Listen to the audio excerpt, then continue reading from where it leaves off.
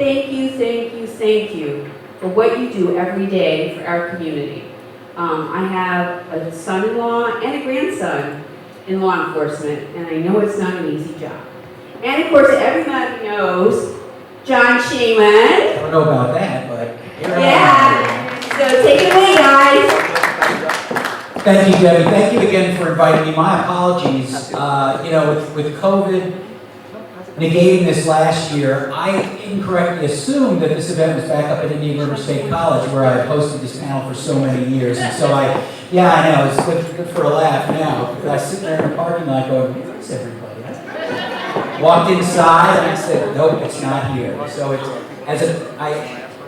bad newsman. You're always supposed to double check your sources. And then I looked and I said, well, it isn't here. So here I am. And for those of you who have been here before, this is an incredible opportunity to, get FaceTime one-on-one and learn exactly what is happening in our communities, in our counties, from the perspective of law enforcement who, do a fantastic job of keeping us safe. And for many of us, we kind of like that from, in arm's distance. We know that they're out there doing their jobs and keeping our communities safe, and so we don't have to think about it. But this is an opportunity because you guys work with individuals who deal perhaps with law enforcement in some good and perhaps some not so good perspectives. And so here's an opportunity for us to kind of have a give and take and a little back and forth. And I think what I usually like to do is I always sort of start the event with sort of a general question for everyone on stage. And usually the first thing I ask, and obviously since we haven't done this now for 2 years, it may be even a little broader, but I always like to ask our panelists, what has changed?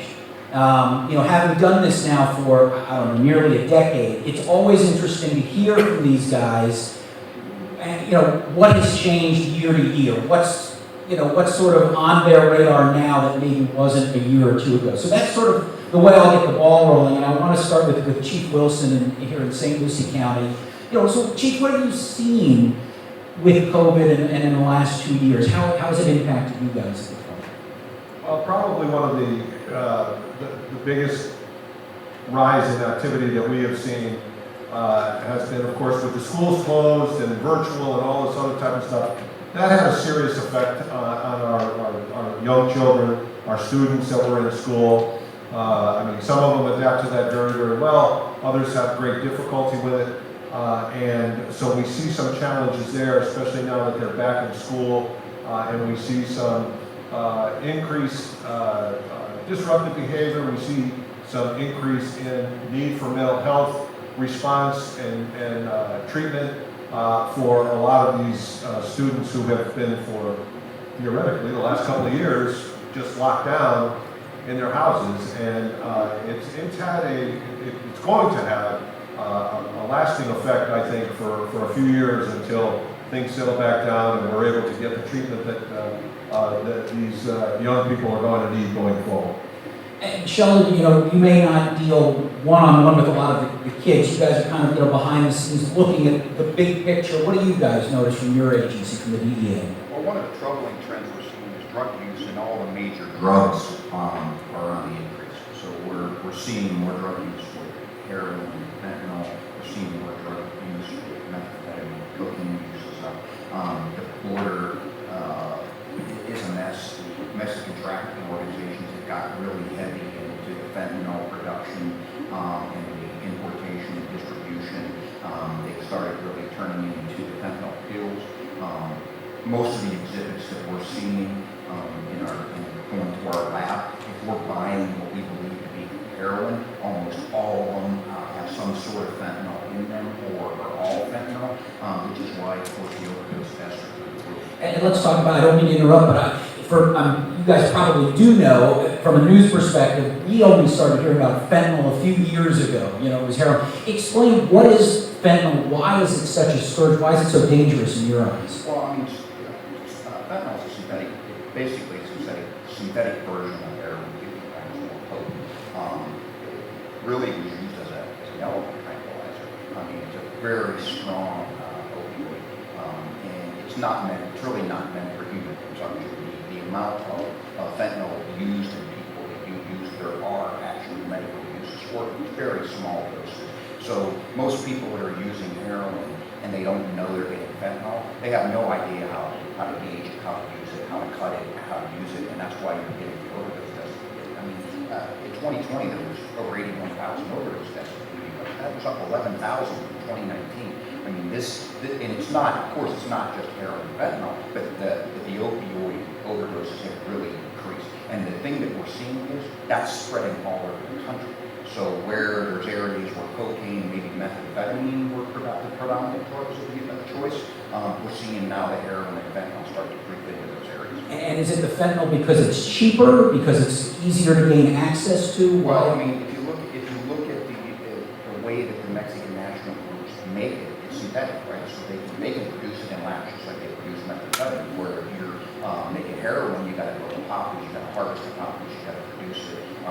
That relies on a lot of other things. All they have to do for the fentanyl is get the chemicals, and they already have meth labs in large scale going on in a lot of the regions of Mexico. So they just kick in the fentanyl and produce the fentanyl. So that's one of our big problems right now. Our new administrator is really big on us working the synthetic fentanyl, the pills, the fentanyl pills, and trying to get in front of that. She's also really big into the local impact stuff, working with our state and local partners to try to curb the violence, work with overdose deaths. That's kind of probably going to be our refocus that we do in the next year or two. King, what have you guys been seeing in Indian River County? Well, I don't know that we noticed anything particularly related to COVID. We have the same problems we've always had. But what I've noticed over the last few years is more about the scale. Right? We have the same problems, just a lot more of it. It's a lot more prevalent. A lot of overdose deaths. The fentanyl, as he mentioned, some of the other synthetics are just killing people. Right now, we've taken an aggressive stance, and we've actually just recently gotten our first indictment on the drug sales person and holding them responsible for the overdose death. We'll see how it flies. There's some other jurisdictions down south of us that have had some success with that already. We know we'll see how well that flies. So one of the biggest challenges I think that we have, and that's maybe was perhaps made worse by COVID, is the social media stuff. Right, the kids today, they don't get a break. Right? When we were kids, and when Chief Wilson was a kid back when, and he wants to help Jesus learn how to become a... Well, we're not going before like television. I mean, no, I don't. So, but, when you had a problem at school or a problem with somebody, it ended at the end of the day, and you had overnight to recover from it, and everybody was, back to themselves next day. These kids now, it's a 24/7 bombardment with, and there's the pile-on. Everyone in the world now can pile on to this disagreement, and it's really a problematic thing, and we've noticed a lot of troubled kids that's a big factor. Lieutenant Hardy, what have you seen in Martin County? I'm going to kind of echo what Chief Wilson said and Captain King. We did see a rise in the mental health issues amongst our teens and children. Main factor was, they're home unsupervised. The parents got to go back to work. They couldn't stay home with their children during COVID. So they were unsupervised, and they had a lot of pressure and stress from social media. I think Dr. Channel 5 just had a story on how the lawmakers are addressing the stresses and the negative impacts of social media on our youth. And I think 32% of the ones that have reported, the girls that have said that their issues come from Instagram. And so that's the problems we see, so a lot of mental health issues. Also, because they're home a lot and on the computer a lot of internet crimes against children. We've had a lot more predators. We've gotten a lot more tips from the internet crimes against children down in Broward County. We've been innovative with those cyber tips. So we've actually increased our staff from just one investigator to 4. That's how bombarded we are with these tips. So we're getting now to a more proactive stance on getting these predators online.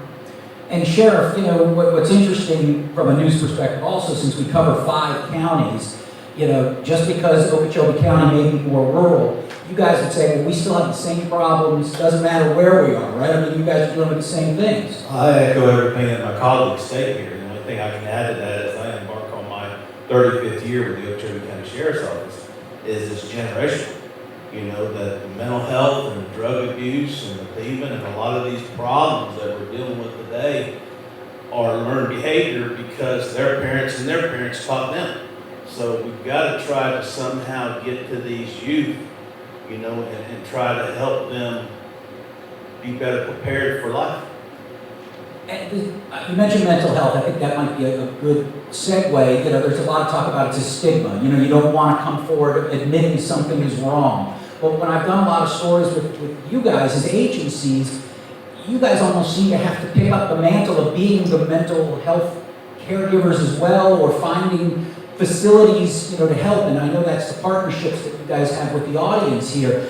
Talk to me about that. Like, are people becoming more open in approaching you guys and saying, hey, something might be wrong, we need to get to a facility or something? I agree, it's definitely more identifiable today.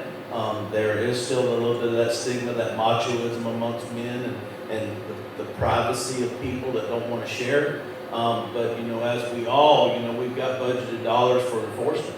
Very little do we have on prevention or anything. So that's where the collaborative efforts and the joining and partnerships, as you allude to, is beneficial, especially to us in the rural counties.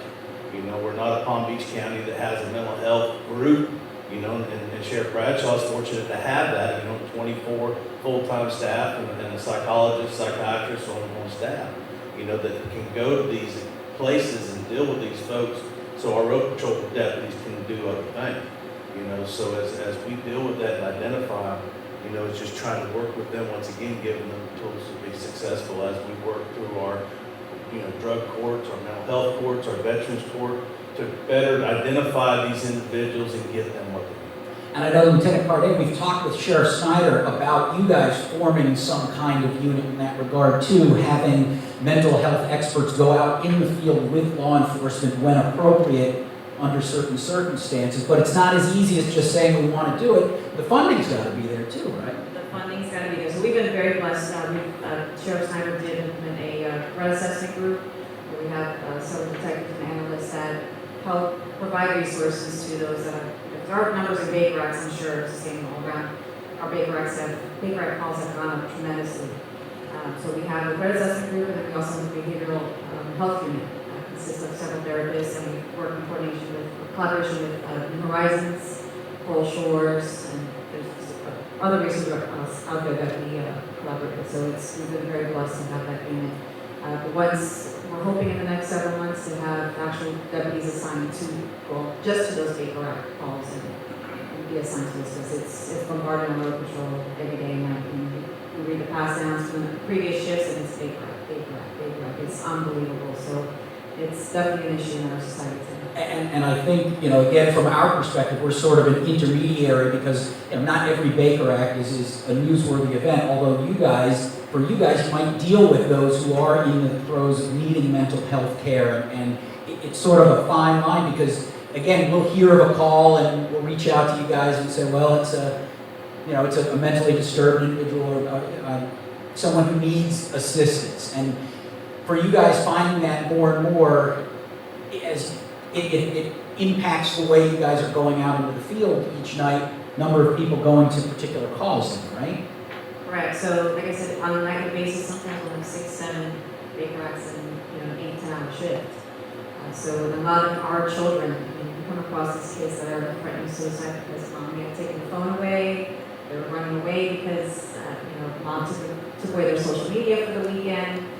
So it's impacting everybody. Our law enforcement, our hats have changed. We go from social worker to mental health. You brought up something interesting about social media, and as we've done this event over the years, you know, the world of technology has changed everything as well.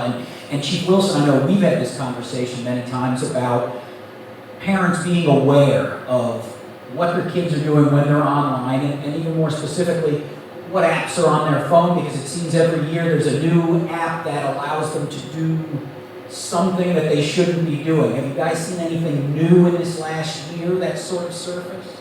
Well, I can tell you most of the young people have better skills than most of our IT people do at the office. And any new app that comes out, they can manipulate it and run through it quicker than any of us could ever dream of. And yes, we do see that. You know, it's real easy to give your child an iPad and they go off into their room or out on the porch or sit in the other room and you really don't know what they're doing. There are some parental controls and things like that, but there's always new stuff coming out every single day. We've already talked about the bullying aspect of it and 24/7 access to the outer world. We see a lot of problems with this, and a lot of domestics are because mom took the laptop away or the iPad away. That creates these problems. But as fast as this stuff comes out, there doesn't seem to be the oversight that should be there to protect the children at a federal level and local level even to give us some tools to stop the interaction. It's one thing to play a video game on it, but some of the places that it goes now are just not places that children should be. And Captain, I want to ask you, Captain King, to see something, say something. A lot, when people talk about, all right, people, if you see something, say something. Have people been doing that at your agency? Like, is that how you guys are getting some communal contact with the community? Yeah, one of the positive aspects of the social media and such is there's a lot better access to information, a lot better access to the information the public has, getting it to us. Now, there's always some challenges in technology, right? We're always way far behind, and so people have a video of something on their phone and they want to get it to us. It's been a challenge sometimes, believe it or not, for us to actually, well, how do we get that from them? I have to send something out there to get it, but now we've addressed that through some methods that people can just text them into it. So we're trying to play catch up there, but the access to information is much better. The tip lines are we don't have to have someone sitting waiting for a phone call. They can submit tips digitally. They can have a lot of different ways to get that information. So that's a way that technology helps you guys, at least for children, getting faster access to something. And so, I wanted to mention, follow up on what Chief Wilson was saying about kids being better at this stuff than we are. And it's very much true. And I used to, when the internet first started becoming a thing, I was on the first, the Leach Task Force, the first child pornography task force in South Florida back in the mid-90s. And when the internet was first becoming popular, we would tell parents, you need to have a computer where you can see it, you're monitoring what they're doing. Then smartphones came, and you need to control the apps that are on their phone and stuff. I realized in a number of years, I have a 17-year-old son, a senior in high school.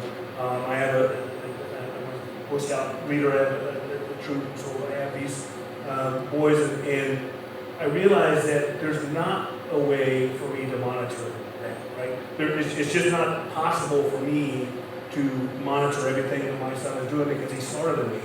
He has better understanding of the technology. They all work together. So I'm now trying to refocus the advice I give people is that you have to develop a cultural or a moral foundation in your child so that it better immunizes them to all these things that are available to them. Because we can't protect them from this stuff. We have to protect them from themselves by building a character that is resistant to those things. It's a trust. I also have a 17-year-old son, senior in high school, and again, I learn as much, I'm sure, as you guys do from these panels, because over the years it's the same thing. I have a daughter in college and now senior and a son senior in high school, and a few years ago they talked about Discord, and I had no idea what that was, and they said, well, it's just an internet phone conversation. And I said, what does that mean? And fortunately, like you said, I think it's a matter of building trust with your children. My daughter was like, well, here, I'll show you. And she showed me, there were all these people lined up. I said, well, who are these people? Friends of mine on the internet. It's a different generation. When we wanted to go see our friends, we'd walk or get on a bike or later drive a car to go to a friend's house. Now, kids don't have to do that. They can just sit in their room and have conversations with 20, 50, 100 people all at once. And it's pretty unbelievable. And I think, like you said, it's a matter of building trust because we're always behind. It's my kids who have always said to me, oh, I'm involved in this or I'm working on that, and luckily they'll show me what it is, so I'm not hovering over them, but at least I understand when I walk upstairs and my son seems to be talking to nobody, but he's talking to 2 dozen people at once. I don't know. I think that's really, really interesting. Sheldon, Agent Burkett, I just want to ask you, because we're talking about kids now, obviously from your perspective, it's a lot of getting the narcotics and these harmful things off the streets and out of our neighborhoods. With COVID, were you seeing, and kids being home, were you seeing younger kids getting involved in this illegal activity, or was it older groups trying to recruit younger kids? What did you see? From DPA standpoint, usually juveniles are not our focus because it's very difficult for us to actually prosecute. We usually put that back in the state system. So from that standpoint, we didn't really see much difference because that's not our focus. We did see when you look at the national statistics, which you're pretty aware of, during COVID when everybody was home, a lot of things went up. Domestic violence went up. Incidents of calls for domestic violence went up. Drug use went up. So it seemed like when people got pushed to stay at home, divorce went up. All these things actually escalated based on the fact that people kind of get confined in their houses. So I think what we're seeing with the drug use now is kind of what happened from COVID, and then it's just kind of carried forward, especially when you're looking at fentanyl and those other drugs. Once they start using odds are because they start using COVID, they're not going to back off. And the question is, who else is in the household? If there are younger people in the household who are exposed to that, then therein lies the... Which probably was a really bad thing for me in lockdown because, the people that are abusing the drugs, or maybe they wouldn't have been in the house and they wouldn't have been around the kids all the time, or so they get the children getting exposed to that. Sheriff Stephen, I want to ask you a question. Obviously a lot of things have been about masks and trying to stay away from the politics of it. What I noticed was that in Okeechobee County, because I had talked to Superintendent Kenworthy last spring when the district was really the first to open up. And we've been out there recently because, a good portion of kids have had to be quarantined at certain points through this first month or two. Has that impacted your guys in any way, just with more kids being home perhaps for some reason? Yes, in a sense, it's at one time our 6,000 students attended school, over 2,000 were home quarantined. So once again, as was stated before, parents, single parents, working and not there to take care of the kids ends up being a problem. So we try to we modify the way that we answer some complaints, still with how we respond if there's somebody COVID positive. We try to tell the deputies that they can handle a complaint on the telephone to do that and try to stay from going inside the home at any time possible. So trying to keep our workforce as healthy as we can, because we've also all been impacted with the quarantines and the staff testing positive, and it's been difficult to have the officers do the job that we need to do. And that's a question I wanted to pose to everybody was, there's been statistics out there that law enforcement has a lower average percentage rate of those being vaccinated. And without requiring those kinds of things, what have your officers said to you in terms of whether or not, I'll get vaccinated at some point, or, I know it's a tricky tightrope. So I have one of the finest forensic units in the country, and I give them the best training equipment available, and in return I get videos of myself dancing in a conga and a G-string from them occasionally, right? And it's very good technology. And so what's happening now is they don't even need access to the child to create child pornography with that child. They get it right from their mom's Facebook page, right from the pictures of the children that are out there in the public space get turned into very convincing pornographic movies and images, which now we don't know how that's going to affect that child throughout their life. There's a girl who, it's not just girls, it's just more girls than boys, who now has pornographic videos with their face and very convincingly living in the world for the rest of their lives. They're going to have to deal with that thing coming up, right? So we don't know the long-term effects of that, certainly from a mental health aspect. And those things are really hard to prosecute as well, right? So it's becoming harder. Technology, it makes our lives so much better, right? We can maybe live to be 100 now pretty regularly. We have all these conveniences. We don't have the struggles that we had, say, 50 years ago. But the flip side of that, it's it's made it so much easier to do evil things. You know, I think all the time about, you know, drone technology. Right? I mean, drones are cheap, but we have a fleet of them that we use for all kinds of things, and those get better and better. And, you know, now you can buy one that can carry a payload for less than $1,000. You know, a year from now it'll be like $150. So those kind of things, we start extrapolating the evil that can be committed with the technology that's available at your fingertips. Those are the kind of things I think about all the time on how we're going to handle it. As I mentioned before, the uptake in internet crimes against children, we've been seeing a lot of tips coming in. Kids back in school, we're getting a lot more calls from staff and parents, they're being cyberbullied, the child will being exchanged, just between children themselves in school, they're exchanging pictures, and one picture will go out or go bathroom, and that just ruins her for the rest of life. That'll stay with her.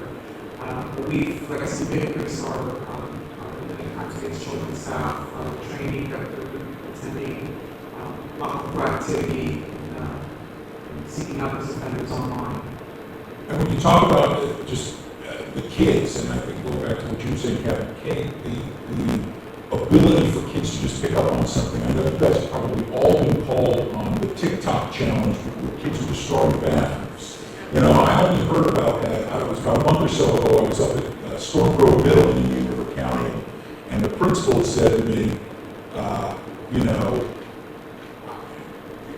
I just said, hey, so how's the school year starting? She's like, great. She's like, I wish we could keep our bathrooms in one piece. And I had no idea what she was talking about. So the kids now, it's this latest TikTok challenge. You got to go and mess up the bathroom, and just the cost for something like that.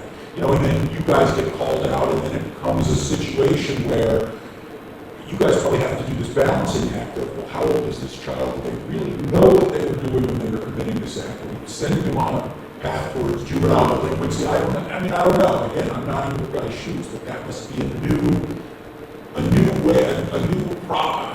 issue for law enforcement. Is you've got these kids who see things that are on the internet, that are on these social media platforms, and they're just, I just saw this, and so I went and I pulled out a soap dispenser or something. And our county, just the last 2 weeks, does that TikTok challenge. We've actually been destroying pretty much every park restroom, public park restroom that we've had, the clogging the toilets, the clogging the sinks, destroying these absolutely costing our county so much money. So it's about every park. And the problem, we don't want to paint a society in collapse. It only takes a few bad apples to do something like that. And then, again, visually it'll show up on the news. We did send a crew when some of your colleagues were out at one of the parks cleaning up, because someone went out there and vandalized these park bathrooms. So when you or I go to the park, we can't use the restroom because somebody decided to do that. I mean, these are things we probably didn't see much of years ago, but now it's I'm going to take video of it and show people what I've done. Justin, what do you think down the road? What do you think big issue coming? Well, I feel that, our children are our number one asset. We can't expect what we don't expect. And I think that today, in the hustle and bustle of life, we're not, as parents doing what we're supposed to be doing, interacting with our children, finding out what they're doing, making sure that we know where they're at and following up on that to make sure that they're not on the internet, they're at Johnny's house and not, saying, they're going somewhere and then they're all off, getting in trouble. These TikTok challenges and things seem innocent to some parents, but they lead, as you alluded to, other things. It just grows and grows and grows and puts these children in a bad place. Is there hope that, again, as a parent of a public school student also, is there hope that the fact that the kids are back in school this year, is there some optimism that, okay, yes, we're still dealing with the challenges of COVID, but the fact that the kids are at least in a place of learning and where they should be will help going forward, do you think, in this next year? I think so. I think it is a sense of normalcy. Will we ever see it like it was before? I don't think so. But we still got to hold everybody accountable that we've got to do the right thing. There's nothing wrong with the yes sir, no sir, no ma'am, yes ma'am. And some of those fundamental things that I feel that we've lost.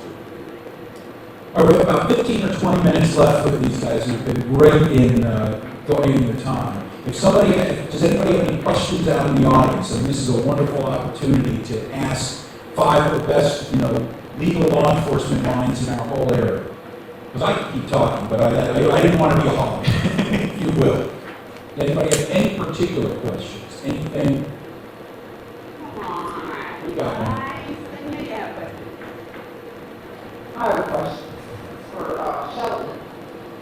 When you're talking about drugs coming in through the border, through Mexico, and they're being made down there and brought in the country, are you saying you're seeing like a big uptick in the drugs coming over the border and through Florida specifically? Yes, the Mexican national organizations have transportation networks in place all across the country. We see a lot of drugs coming from Mexico into Florida. You would think that our proximity to Bahamas, Haiti, and stuff like that, we do see a lot of cocaine coming in from those areas. But we still see cocaine coming in from Mexico to Florida. They're coming across I-10 and down the border. So one of the big transshipment points is Atlanta. So a lot of the Mexican national groups, Atlanta, Chicago, will send their drugs to those areas and then go out from there. So we'll see routinely shipments of drugs go to Atlanta and then one out to Florida. But the reason fentanyl, the Mexican national organizations have picked up fentanyl because they had a chemist in place that they started making methamphetamine years ago.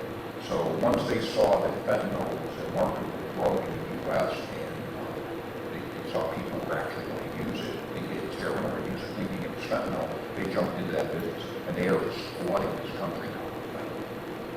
I would think 2020 would be the test for surpass 2020. So you look at 2021 and what we're seeing, I would be shocked if that's not about 84,000. Another question, yes. I have a question regarding the increase you've seen in the crime against children since COVID. How well prepared are your departments to handle this increase in crime? Chief Wilson, you want to take? I think you were asking about the crimes against the children on the internet. No, just in general, that in the home since COVID, so these increases of domestic violence and allegations of child abuse, how well prepared are you to each department to handle this increase in reports? Well, I feel strongly that we're equipped and ready to handle these situations. I think all of the agencies, all of the sheriff's offices have worked together to have the best training available, and yeah, there's an uptick and it puts a burden on the office, and then if it's referred to the state attorney's office, it has an impact on the courts and things like that. But I do believe that all of the sheriff's offices and the city police departments that are here on the Treasure Coast are equipped to deal with these situations and get them on the right track, whether it's counseling, mental health, or the judicial system. I think that we can continue to do and provide the services we've been providing. Question. Ladies and gentlemen, have you seen any increase of the human trafficking among the young people here on the Treasure Coast? Is there an increase since the COVID or anything like that?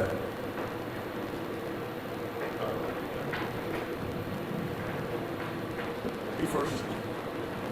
I could say that in Mark County, we've had some instances where we're dealing with runways, also dealing, locating runways from other states that are allegedly being sex trafficked. We had one recently we just found from Texas and have been trafficked all the way down here. So we have seen an increase in that, reports such as that coming through, even locally. So it's remind our deputies just taking a runaway report, but they wind up states away, and unfortunately, a lot of times we become victims of human and sex trafficking. Yeah, it really is everywhere. It's kind of shocking to me over the last few years when I came to realize just how prevalent it is. And so one of the mistakes that we make is assuming, we have a stereotype in our mind of what that looks like, or what trafficking looks like, and it's some girl tied in the back of a van being hauled around and offered for sale, and it's not that. It can be very, very subtle. Right? So it comes in so many forms that it can be simply coercion, and the trafficking victim may literally walk right into the place where they're being trafficked to and perform those services, use that term loosely, seemingly willingly. But they're still no less a victim of human trafficking because there is some mechanism by which they're being coerced to perform that. And it is everywhere, and it is right amongst middle-class America.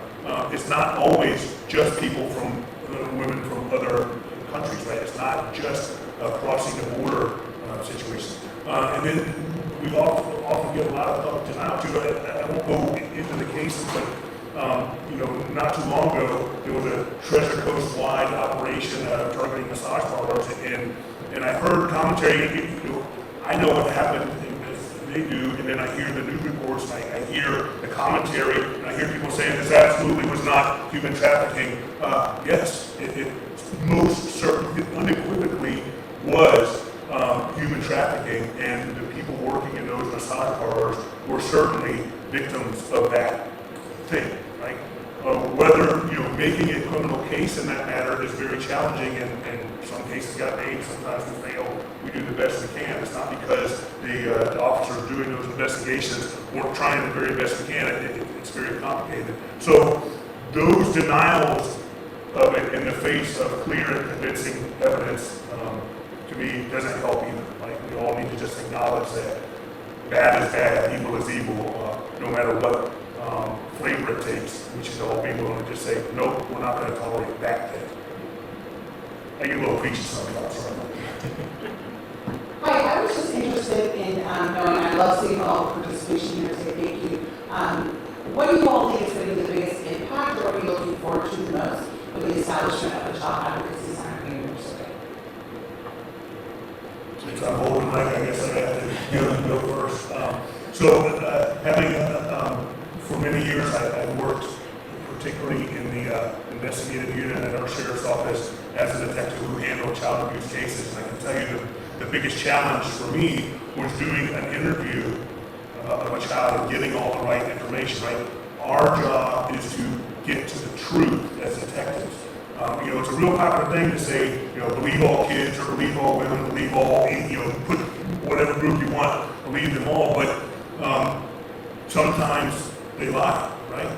Sometimes we do a bad job when it seems like they're lying in trying to figure out whether or not it's lying. We do more harm to the child than the thing that they're complaining about if it were true. So being able to have true experts conduct interviews of children and getting to the truth, not through a straight path, right? We as cops, we tend to do the old Joe Friday. Most of you aren't even old enough to remember Joe Friday. Just the facts, kid. Where did he touch you, right? That doesn't work. And so I'm really happy that this is happening and that we can get those interviews done where we can get to the truth and not hurt the child in the process. And I echo exactly what the captain states, being a physically constrained county and the smallest county in the judicial circuit, it's difficult. We don't have the funding to make a facility that a victim, especially a young one, feels comfortable to talk to a big burly cop about something absolutely horrific that's just happened in their life. So us being able to, to make, even though it's a 40-minute track to get here, for the victim, it is well worth the time and the effort. And if we can get that one shot to get everything, because they so many times, as y'all know, get victimized over and over again, having to re-talk about this horrific event. The better we can prosecute, the better bad guy or bad girl can go to jail, and we can get this youth on the path to get them better. Other questions? I just had a comment. Of course, as you know, I adore all of you. You have brought so much education to the public. And John, I want to thank you too. It is so important for our community to have news coverage on these things. as most of you know, if, you know, an abuse case comes in through the hotline, people don't know about it, right?